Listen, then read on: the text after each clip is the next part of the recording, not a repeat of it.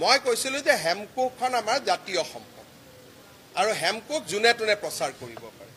হেমকোক is not under copyright আৰু সেইকাৰণে প্ৰকাশন পৰিষদে এতিয়া হেমকোক বনাই আছে।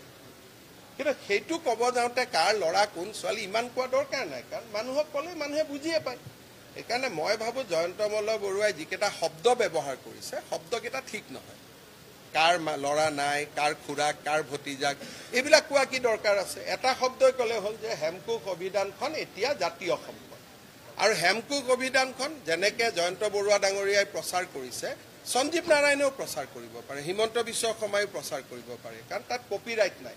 যেনেকৈ কীৰ্তন ঘোষাৰ কপিৰাইট নাই, যেনেকৈ নামঘোষাৰ কপিৰাইট নাই, তেনেকৈ এটা সময় পাৰ হৈ যোৱাৰ পিছত কিতাপবিলাকৰ কপিৰাইট নোহোৱা হৈ যায়। সেইটো আইনৰ ব্যৱস্থা। সেইকাৰণে এইবাৰ আমি হেমকোক অভিধান, চন্দ্ৰকান্ত অভিধান, দুইখন অভিধানে আমি প্ৰকাশন পৰিষদে প্ৰচাৰ কৰাৰ সিদ্ধান্ত লৈছোঁ, কাৰণ তেখেতে বিনা পইচাত নিদিয়ে।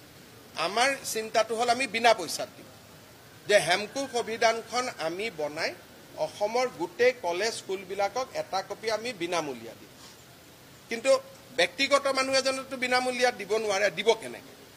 কিন্তু তাৰ মাজতে ক'ব লাগিব যে বেইল সংস্কৰণ বনাইছে, ভাল কাম কৰিছে। মই নিজে প্ৰধানমন্ত্ৰী তাত লৈ গৈছোঁ। গতিকে কোনোবাই এজন মানুহক একদম কলা বুলি ক'ব নোৱাৰি, এজন মানুহক বগা বুলি ক'ব নোৱাৰি। মানুহ মিঠা কি কয় মিঠা কালাৰৰ মানুহ। গতিকে ভাল বেয়া চবৰ জীৱনত থাকিব।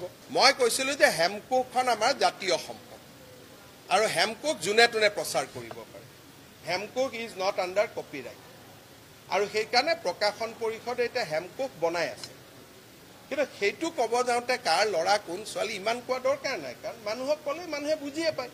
সেইকাৰণে মই ভাবোঁ জয়ন্ত মল্ল বৰুৱাই যিকেইটা শব্দ ব্যৱহাৰ কৰিছে শব্দকেইটা ঠিক নহয়।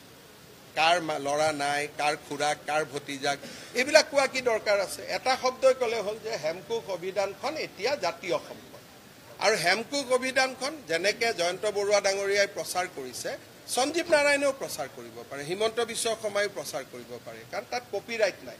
যেনেকৈ কীৰ্তন ঘোষাৰ কপিৰাইট নাই, যেনেকৈ নামঘোষাৰ কপিৰাইট নাই, তেনেকৈ এটা সময় পাৰ হৈ যোৱাৰ পিছত কিতাপবিলাকৰ কপিৰাইট নোহোৱা হৈ যায়। সেইটো আইনৰ ব্যৱস্থা। সেইকাৰণে এইবাৰ আমি হেমকোক অভিধান, চন্দ্ৰকান্ত অভিধান, দুইখন অভিধানে আমি প্ৰকাশন পৰিষদে প্ৰচাৰ কৰাৰ সিদ্ধান্ত লৈছোঁ, কাৰণ তেখেতে বিনা পইচাত নিদিয়ে। আমাৰ চিন্তাটো হ'ল আমি বিনা পইচাত দিম, যে হেমকোক অভিধানখন আমি বনাই অসমৰ গোটেই কলেজ স্কুলবিলাকক এটা কপি আমি বিনামূলীয়া দিম। কিন্তু ব্যক্তিগত মানুহ এজনেতো বিনামূলীয়াত দিব নোৱাৰে, দিব কেনেকৈ?